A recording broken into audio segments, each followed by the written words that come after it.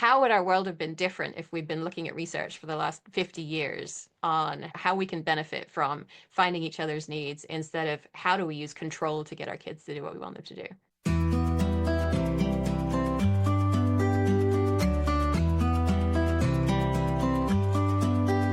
Hi, friends, and welcome to the Heartful Parent Podcast. I'm your host, Christy Keating. In this podcast, we talk about it all, our parenting, our partnering, and our professional lives, because they are all a part of us, and we were never meant to do this alone. Hello, and welcome back, listeners, to another episode of the Heartful Parent Podcast. I think I say this every week, but I am truly grateful to you for being here and to those of you who come back week after week and support the podcast with your listenership and with your, by subscribing and rating the podcast with your 5 stars. That's what helps get this podcast out into the hands of more parents and is what helps me keep it going. So I so appreciate you. Today on the Heartful Parent Podcast, we are diving into something that I think is so important, and it's a really lovely conversation.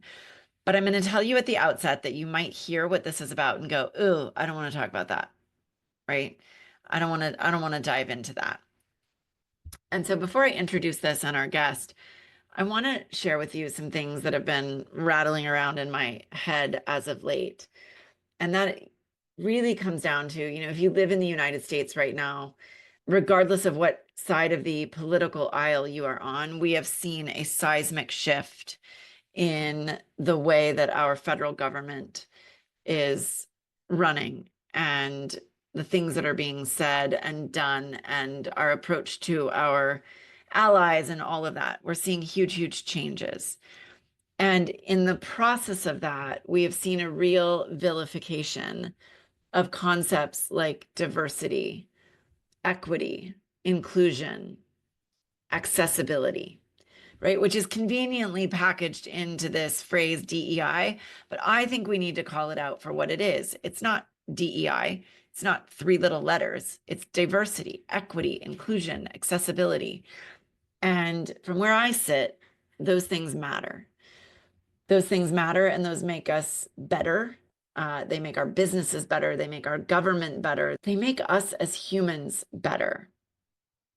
But those have been, like I said, vilified in a way that I just don't understand. I mean, I do, but I don't. And I think what they come down to is some long-standing power structures that we have in the US. Now, you may be sitting there thinking to yourself, is this a parenting podcast or a political podcast? I assure you it is a parenting podcast, but everything is intertwined and interrelated, right? So let's just talk about that a little bit, because, the suppression of diversity, equity, inclusion, and accessibility is really because of these larger power structures of white supremacy, patriarchy, and capitalism. And those, believe it or not, have a direct impact on how we parent and the way that the parenting dynamic has been set up. And so my guest today is going to dive into that, and she's going to talk to us in really lovely, heartful ways about how we can dismantle that and in the process make parenting feel better, be easier, feel more heartful, and build better relationships and happier families. Who wouldn't want that, right? Who wouldn't want that? And so with that being said, I'm going to introduce Jen Lumanlan, who is the host of the Parenting Mojo podcast, which was named Best Research-Based Parenting Podcast by Lifehacker. And here's a little bit more about Jen. After attending Berkeley and Yale and following a traditional career path in sustainability consulting, Jen found story sounds so familiar to me, found that parenting was her toughest challenge yet. She went back to school for a master's degree in psychology, focused on child development, and another in education, and trained as a coactive coach to share what she learned with other parents. Her work has been featured in outlets such as Psychology Today, Romper, and NPR. And she is the author of the fantastic book, Parenting Beyond Power: How to Use Connection and Collaboration to Transform Your Family and the World. I've got a link for that book in the show notes.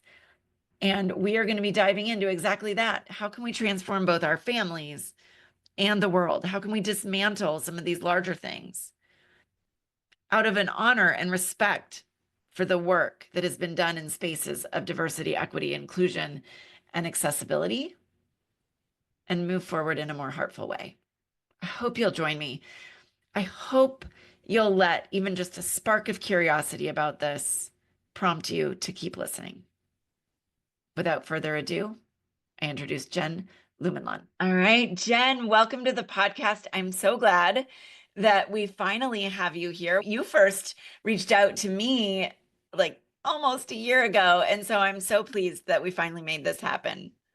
Thanks, Christy. It's great to be here.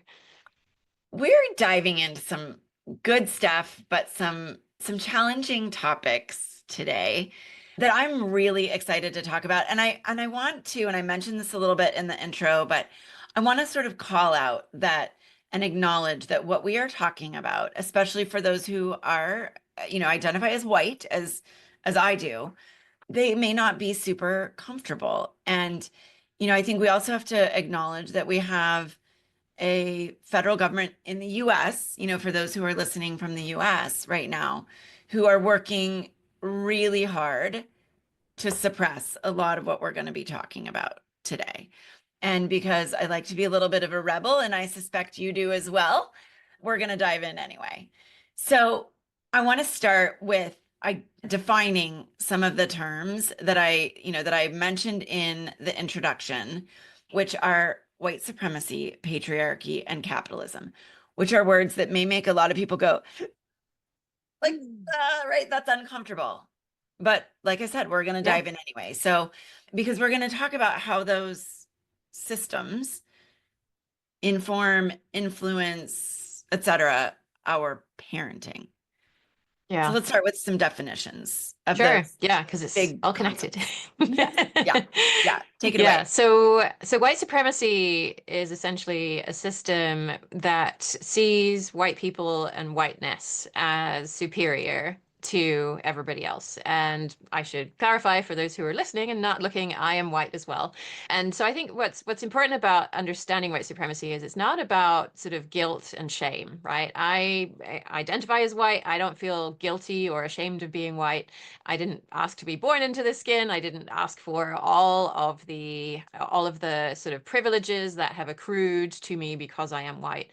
And yet I get to benefit from those, right? I have been able to move through life very easily. I don't walk into a grocery store with my daughter when she has her own food in her hand already and worry that I'm going to be accused of stealing, right? When I first heard that Black people sometimes worry about that, it had never crossed my mind. And so now I've talked with my daughter about that, and now she will not, of her own volition, take her own food into a grocery store because she wants to make sure that we aren't using our unearned privilege to get an advantage over other people, right? And so this shows up, that's one tiny example of how this shows up in so many aspects of our life, that people trust me more easily because of the color of skin that I have. And that is not right? That's a bias, that's a prejudice that many of us have, including those of us who aren't white, but especially those of us who are white tend to have.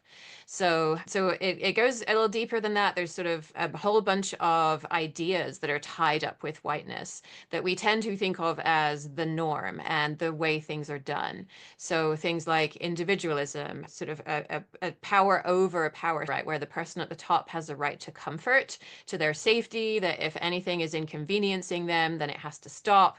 If there is some kind of problem that somebody lower down the food chain is bringing up, then, well, clearly it's their problem and they have to stop doing it. And I, at the top of the food chain, should not be inconvenienced by that in any way. Sense of urgency, right? There's like 20 of these ideas that are all show up under the umbrella of white supremacy. And I want to call out Tima Okun's work. She was the first person who really sort of looked at the ways that whiteness shows up in workplaces.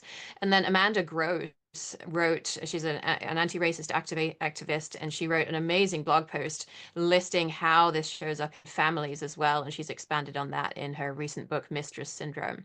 So that's white supremacy. Patriarchy is sort of the same idea, but with men at the top.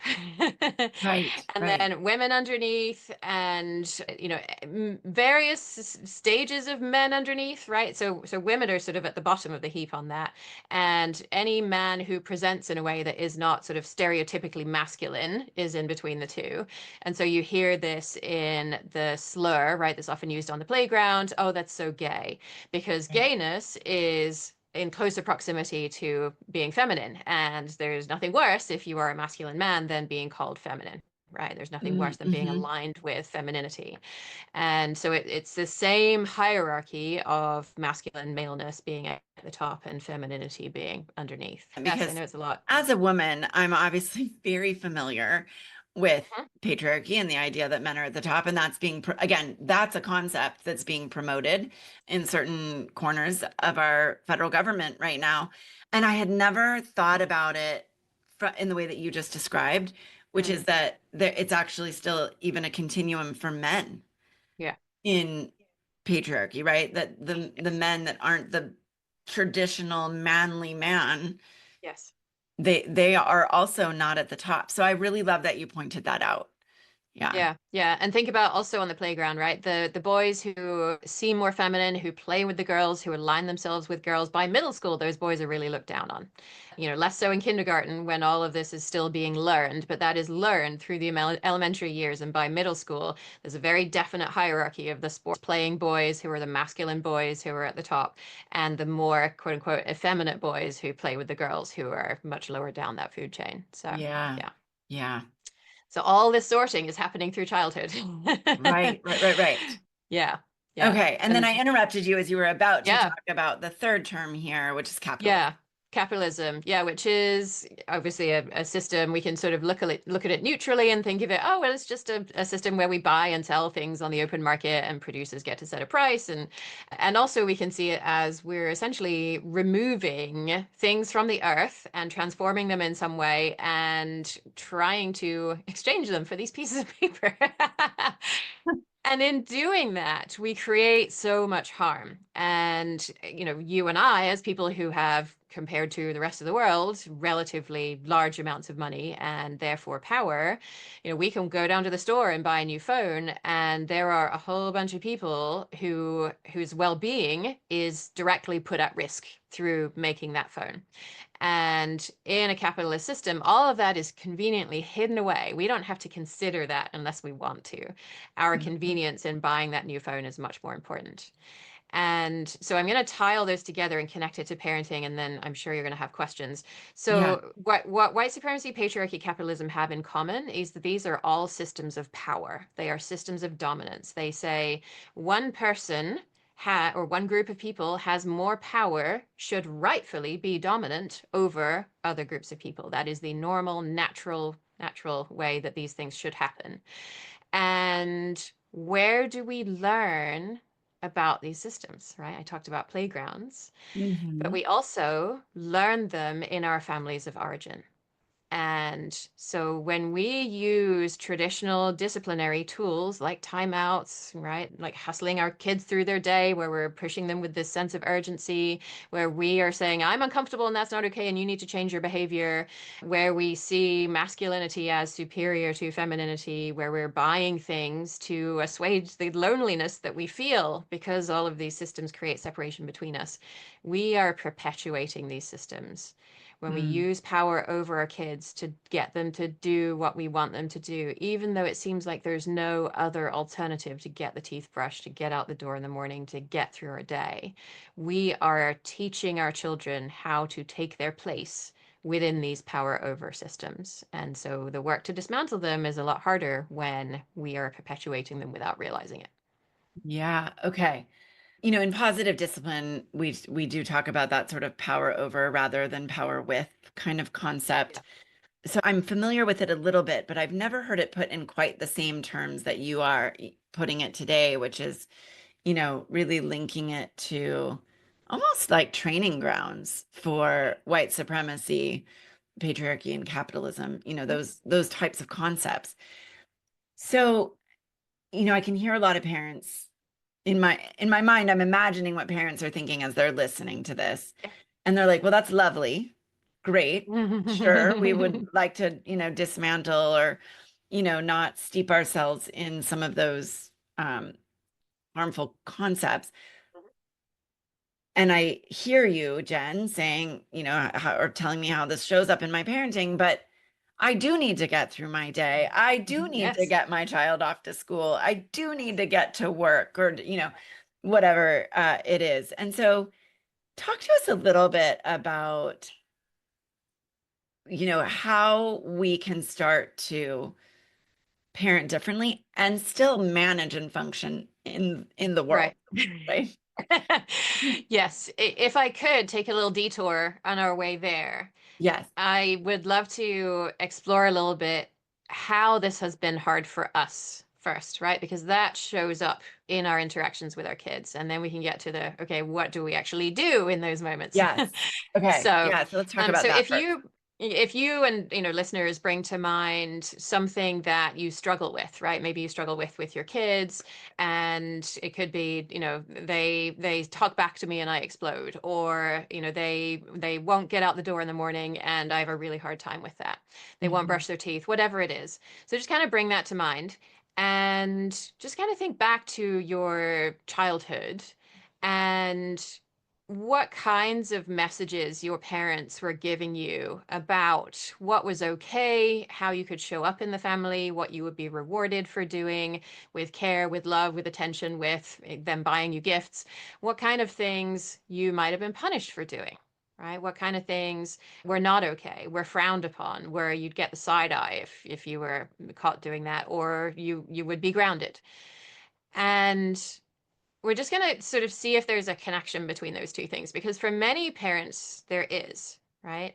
And Mm-hmm. so I'm thinking of a parent that I coached where the parent was having a really hard time because their child would not get ready for school in the morning, right? Would just digging in their heels, not getting ready.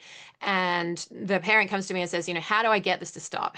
How do I get my kid to get ready in the morning? And so I said, okay, let's back this up a little bit. Where is this coming from? And so we start exploring what that parent's childhood was like. And it turns out it was working full time. Dad was an alcoholic.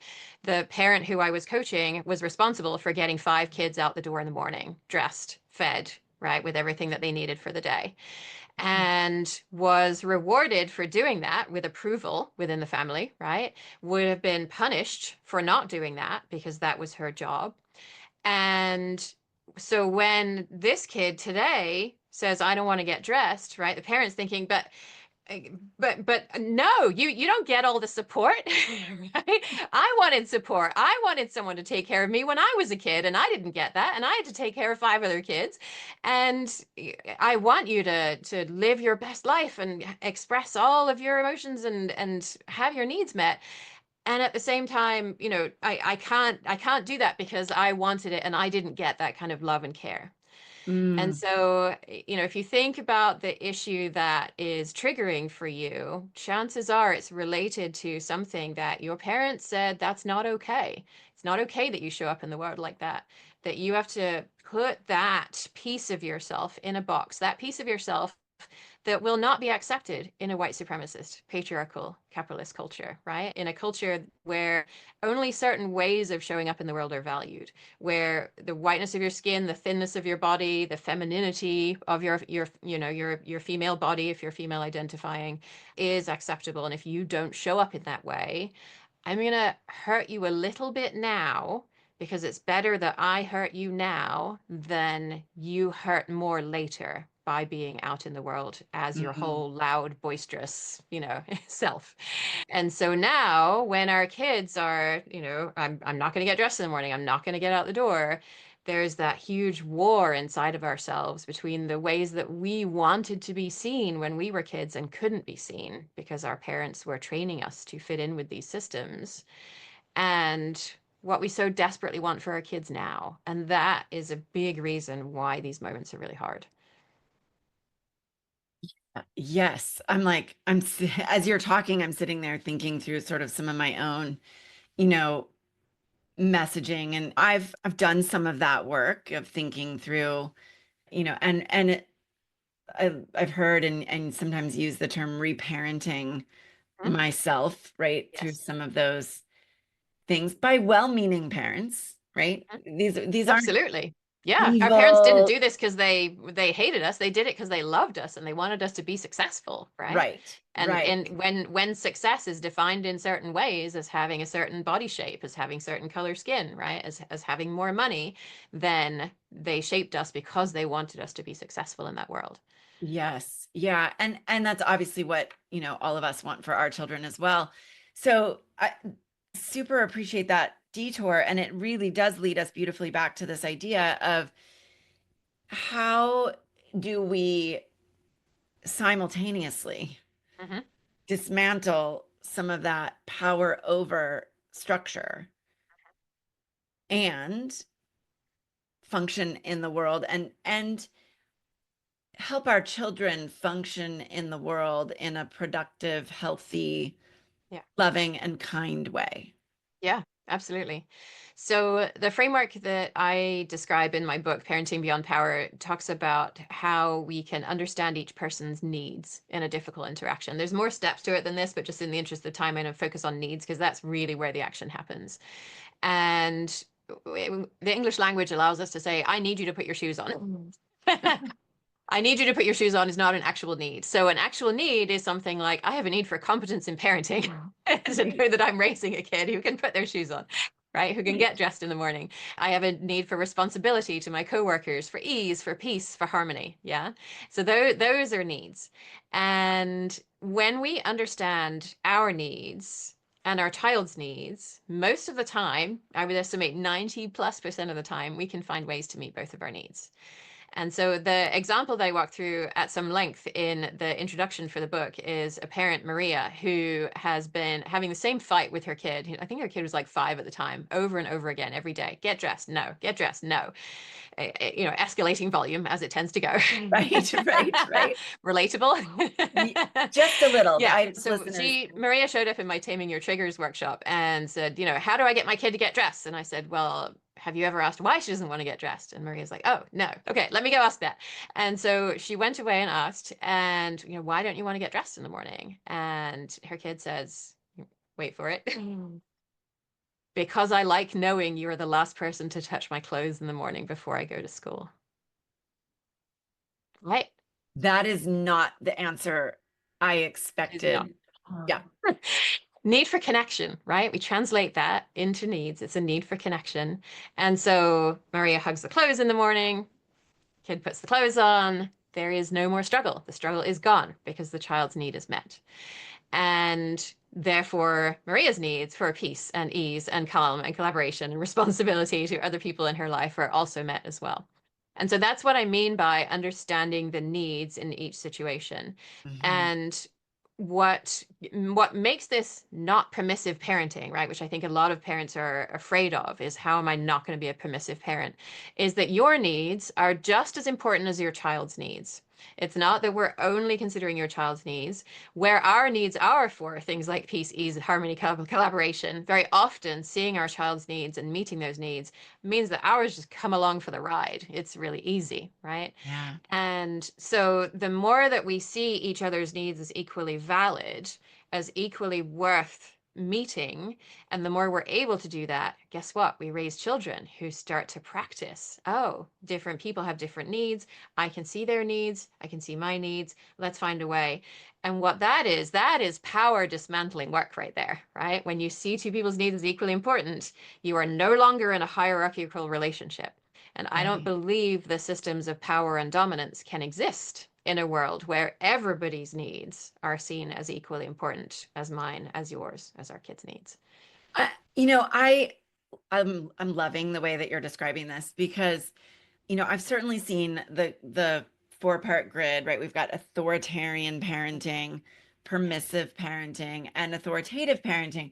And, and I talk a lot in my work about how we're reaching that sort of trying to reach that authoritative space where we're kind and firm, and there's mutual respect between child and parent, and we're respecting them and they're respecting us. But what I love about the way you're describing it is that we're bringing needs into it and recognizing that in authoritarian parenting, it's really only our needs, right, that we're Yes. considering. Yes. Child's needs don't matter. Yep. In permissive parenting, Parents' really needs don't only matter. meeting their needs. Yes. Right. Yep.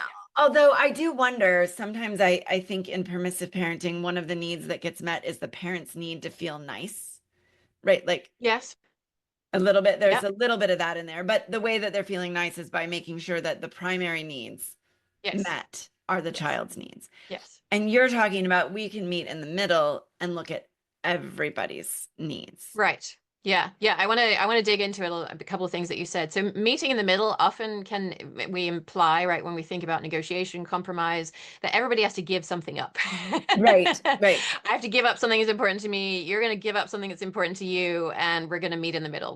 That's actually not what we're doing. We are looking at each of our needs and saying, how can we meet both of our needs in this interaction? So that's an important piece. Yes. I did a whole episode on authoritative parenting. It turns out Dr. Diana Baumrind, who originated these kind of parenting styles, she was a really big spanking proponent. Yeah, she co-authored papers where she said that while some authoritative parents do not spank, we do not have any evidence to show that you can effectively be an authoritative parent without spanking your child. So that just makes me cringe. Yes. Because that is not how I have ever thought about authoritative parenting. And Yeah. we have, I mean, literally thousands of studies that demonstrate spanking is damaging. Yes, Yeah. absolutely. Yes. Have an To episode on that one too. IQ, to connection, to relationship. Yes. I mean, to brain function, we need to throw that out there right now. Yeah. Yes, absolutely. Yeah. And I interviewed Dr. Andrew Grogan-Kaler, who's done a bunch of that research, who argues spanking a child should be considered an adverse childhood experience, right? It's that bad. It's the kind of thing that brings about a trauma response in a child. So, and there are also researchers who will say, well, there are ways to cherry pick the evidence to look at studies that were done in a specific window of time in the 1980s when ethical standards were not what they are now, when a researcher named Mark Roberts at the University of Idaho slid some research in there where he spanked children in a lab. Yes. And What? yes, where he spanked children in a lab and it was looking to see, is this an effective method of disciplining children, particularly as a backup to timeout? And so because no studies can ever be conducted now where you spank children and say this is not effective, what that enables the spanking researchers to do is say there is peer-reviewed evidence that shows spanking is an effective way of changing children's behavior. And there is no peer-reviewed evidence saying the contrary, right? Mm-hmm. So it's an unfortunate set of circumstances that allows that to happen. So Baumrind was in that camp, right? She's co-authoring papers with one of the biggest proponents of spanking that there is in the US, Dr. Robert Larzalier at the University of Oklahoma. And so when she originally described the parenting styles, they didn't call them styles at the time, but what they were looking at was methods of parental control. Right? The two-way graph that she's showing is warmth on one axis and control on the other axis. And so anywhere you are on that four-way quadrant, there is parental control through spanking, through use of power, use of dominance. And what was really interesting to me was in the 60s, when she first started describing these methods, she found like 8 parents. She's working in Berkeley, which is where I live. She found 8 parents using this other method called harmonious parenting. And it's so much like what I'm describing here. and the commonality among them was the researcher that went to visit that parent's house refused to rate the family on this measure of control because the researcher was like, that doesn't make sense in this family. That doesn't exist in this family. And yet the parents are working with the child to try to understand the child's need. And Baumrind looked at these families. So there's only 8 of them, and 6 of them are boys, and the boys are kind of effeminate. Mm-hmm. right? 6 boys, they're kind of effeminate. I'm not sure this parenting method is worth looking at more. And I'm like, we were so close. What if Yes. she'd look for more families? What if being effeminate, right? What is, how did she define that? Why is that a bad thing? Right. We're so close to harmonious parenting, could have made it somewhere into her model of what it means to be a good parent. I mean, how would our world have been different if we'd been looking at research for the last 50 years on how, how we can benefit from finding each other's needs instead of how do we use control to get our kids to do what we want them to do? Yes. I have to say, so the grids that I was describing, I primarily have taken from the work of Dr. Jane Nelson, who's the founder of Positive Discipline, Yep. which in that context is described very differently than what this spanking proponent Yes. right is describing in terms of control over in some form or fashion. As I said earlier, it's really that idea of mutual respect. And I love that you've put that, then taken that into a more, I almost want to say, actionable Hmm. framework, which is that meeting everybody's needs or figuring out a way to meet everybody's needs. Because that feel like, as a parent, I think that can feel like, oh, I know how to do that, right? I know how to figure out what needs are. Although some parents may be saying, I don't really know how to Yes. figure out what everybody's needs are. I don't Yes. even know what my That is. own needs are sometimes. Yes. Yeah. And there are many parents I work with who start working with me and they're like, I didn't even know I had needs.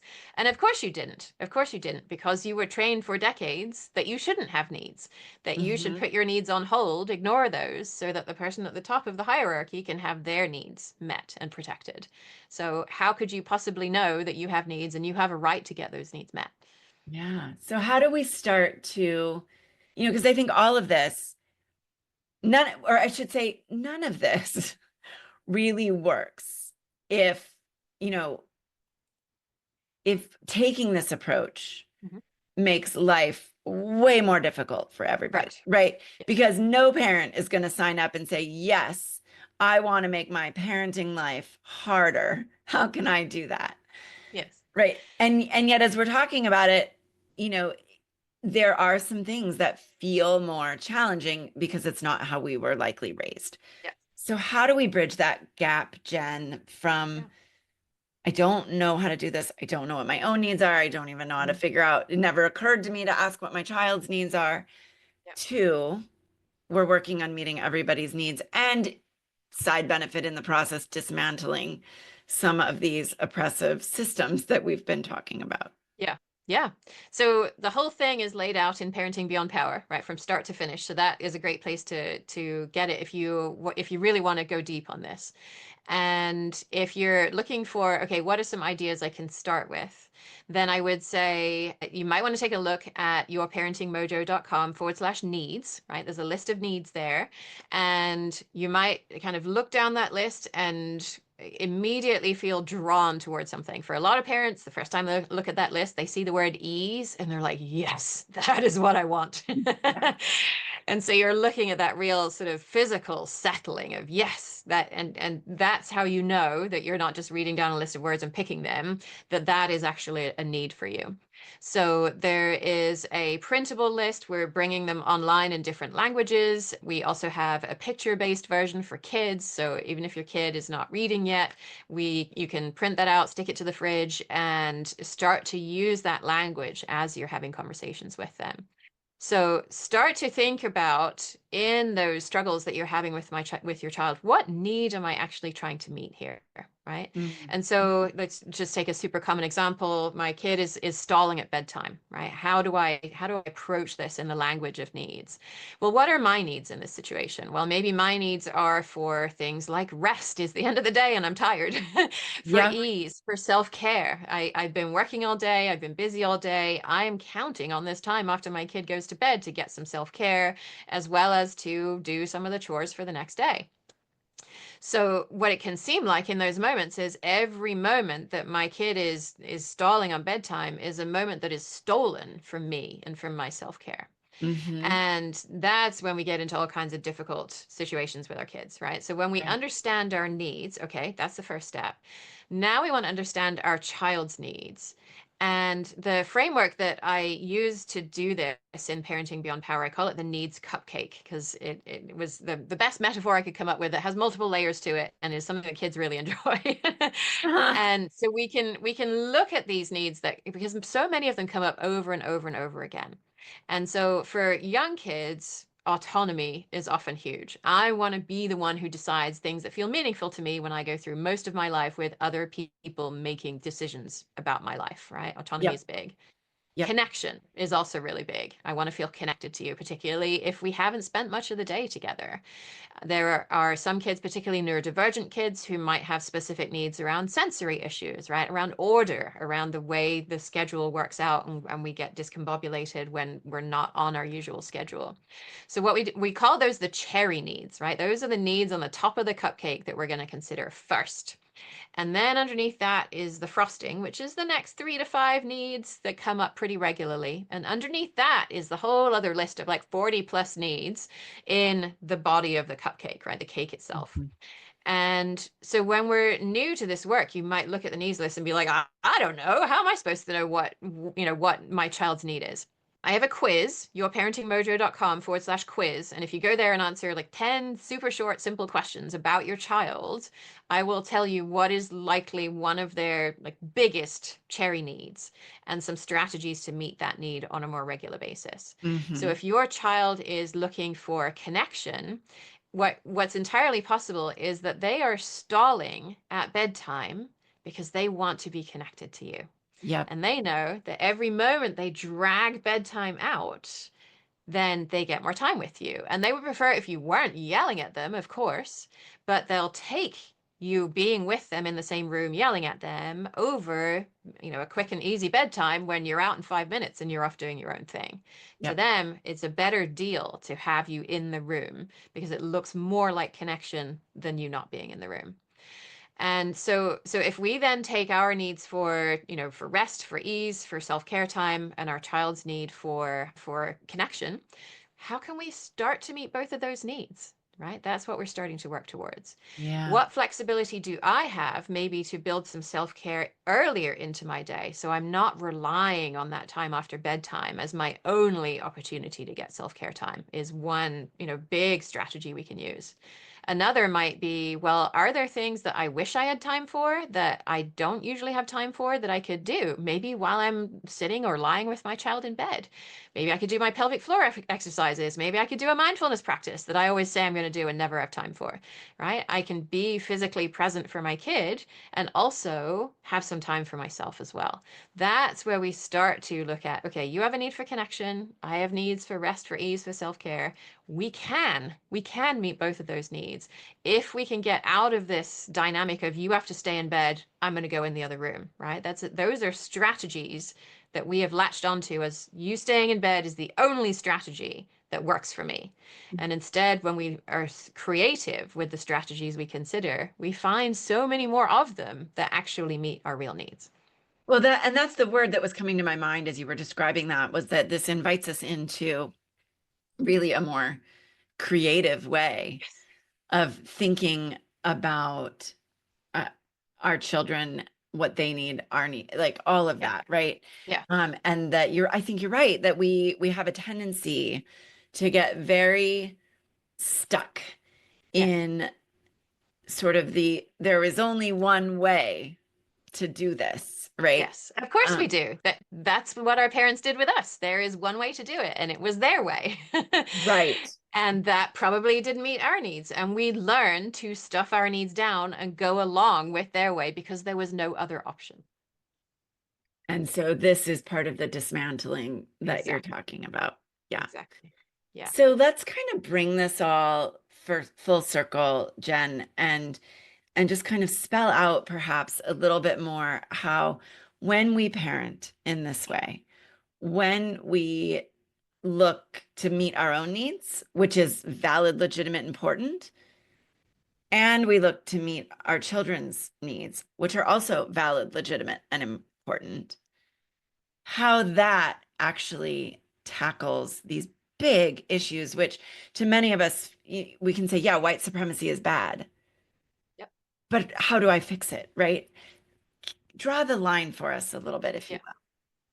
Yeah. I guess I'll build on what I said earlier about that and talk about come back to the example of Maria and Isabel, right? The parent child who get dressed no. And this was the kind of kid who Maria fell one day and hurt her ankle pretty badly. And her kid Isabel stepped over and said, what's for lunch? This is a kid who really did not have any concept of other people have needs. And so Maria starts using these tools and sees it start to come up in their family first, right? And so, for example, Maria has two other kids. The other kids are teasing her one day. And Isabel says, "Oh, look at mom's face. I'm not sure she's up for being teased right now." Oh, okay, I'm seeing that another person has needs, right? I'm seeing that another person has needs for ease, for emotional safety right now, and she's not up for being teased. And I can see that, the other kids have needs for fun, and maybe we can meet those needs, telling some other kind of jokes or something, right? So she's taking another person's perspective. Then it starts to happen outside the family. There's a kid in her school who has ADHD and has been bullied by the girls in the in crowd who Isabel had previously been hanging out with. And Isabel said, "You know what? That's not okay with me. I'm going to go and hang out with this kid, right? With the kid who has ADHD." And so she starts to see, oh yeah, if there's bullying happening, that means that there's a system of power happening there. And certain kids are learning we can get power by teasing this kid, by getting her to do things that we want her to do, right? That's ultimately what bullying behavior is. And so we can sort of turn that on its head and say, I'm not going to participate in that. And also, I am going to be in a relationship with you with you, the child who has ADHD, where we are not going to be part of that system.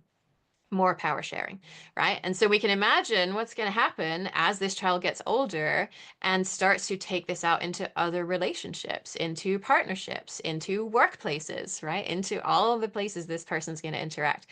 What if we all did that?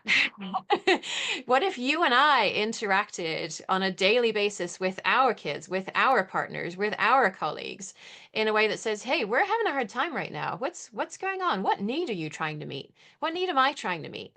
Is there a way that we can see that we can meet both of our needs?" Mm-hmm. And when we're doing that, we are moving out of the power over, I know what's right. I know the only way that this can be done. You're going to do it my way. If we don't do it my way, I've lost and I can't possibly let that happen because I'm your boss or I'm supposed to have more power than you. Into we both bring value to this relationship, whether that's a boss employee, whether that's me and my husband, we both bring value to this relationship. We both deserve to have our needs met. And when these big systems out in the world are power over systems, right? They're a system that says whiteness is better, is superior to to everybody else. When we see maleness, masculinity as being superior to femininity, when we see having money as being superior to not having money, then when we start to practice what is it like to say your needs are just as important as mine, that influences every decision that we start to make. And that's where we start the work of really breaking these systems down. I mean, it's kind of mind-blowing when you think about it, how different the world would be if we all moved through the world in that way. And what I am taking away from this and what I love about it is that it makes parenting, as you said, like, because that ease word just keeps jumping out at me, because I don't know a single client that I've worked with that didn't want more ease, right, in Yes. parenting. And I don't want to sugarcoat it, right? I don't want to say that it's easy immediately. It does take a little bit of time and effort to learn new tools. But what I will say is you're spending the time either way, right? You may be spending half an hour every night trying to get your kid to stay in bed, and you come out of it exhausted and frustrated and maybe even ashamed that you spoke to your kid in the way that you knew you didn't want to speak to your kid. You are spending that time, you are spending that energy. If you spend it once on understanding what your child's needs are and what your needs are, then you stop having to have that fight every day. Yeah. Right. So Yeah. it transforms these daily struggles into let's figure out how to make this work for both of us. And then it's not a fight anymore. Right. Well, and that's such an important recognition. We're moving through the day one way or the other, right? Mhm. And this may feel more foreign and more difficult initially, but it does then allow us to move into to more ease. And that's not to say every moment of every day in parenting will feel joyful and like puppies and Yeah. rainbows, right? Wow. But it can create this a much more connected, heartful, loving way to move through our families and then in turn through the Yes. world. Yes. And that is how we change these bigger systems that we started Exactly. out saying, Yeah. look, we've got to talk about them. We've got to keep them at the forefront of the work that we are doing as humans. Yeah. Right? Yes. Yeah, absolutely. And yeah, we can look at a certain president who's in charge right now and see what are the ways that he has been hurt, right? How was he hurt by his parents? And how is that showing up now in these trying to consolidate as much power as possible to that person at the Yes. top, right? I mean, this is the epitome of all of these systems, and all of the pain that they have caused all of us is showing up in what we're seeing in the world right now. And we're saying, okay, what if it didn't have to be like that?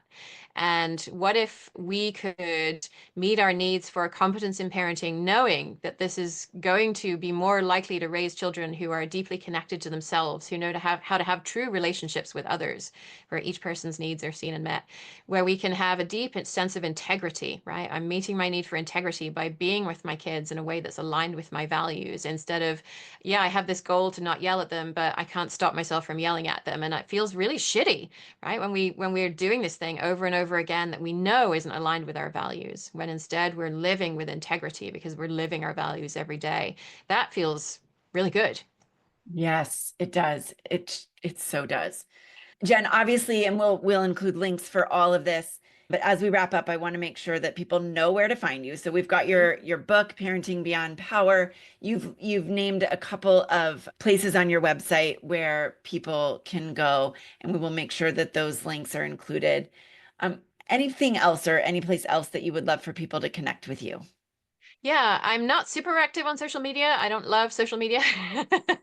Everything that I do flows through yourparentingmojo.com, and you'll get all the links to those various bits and pieces. I did also start a Substack as well. So podcast episodes tend to be an hour doing a deep dive into a topic like spanking, right? Like, is authoritative really the best parenting style? What does the research say about this?